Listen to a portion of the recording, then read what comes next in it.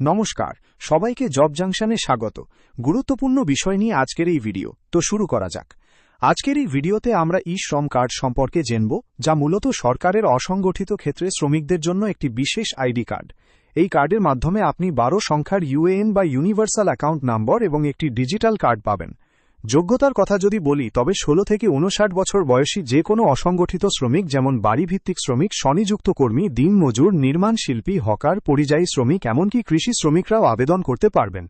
তবে শর্ত হল তাদের ইপিএফও, ইএসআইসি বা এনপিএস এর সদস্য হওয়া যাবে না এবং তাদেরকে আয়করদাতা হতে পারবে না। সুবিধার দিক থেকে আপনি এই কার্ডের মাধ্যমে 2 লাখ টাকা পর্যন্ত দুর্ঘটনাজনিত বীমা, 60 বছরের পর 3000 টাকা মাসিক পেনশন, আয়ুষ্মান ভারতের চিকিৎসা সুবিধা সহ আরও অনেক ধরনের সুবিধা পাবেন। রেজিস্ট্রেশনের জন্য আপনি অনলাইনে ishram.gov.in ওয়েবসাইটে গিয়ে আবেদন করতে পারেন, অথবা কোনো সমস্যা হলে নিকটস্থ কমন সার্ভিস সেন্টার বা এসএসকে-তে যোগাযোগ করতে পারেন।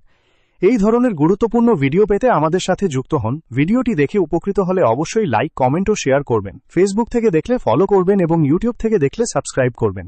আর আপনি কোন বিষয়ে ভিডিও দেখতে চান তা কমেন্টে জানাতে পারেন। ধন্যবাদ।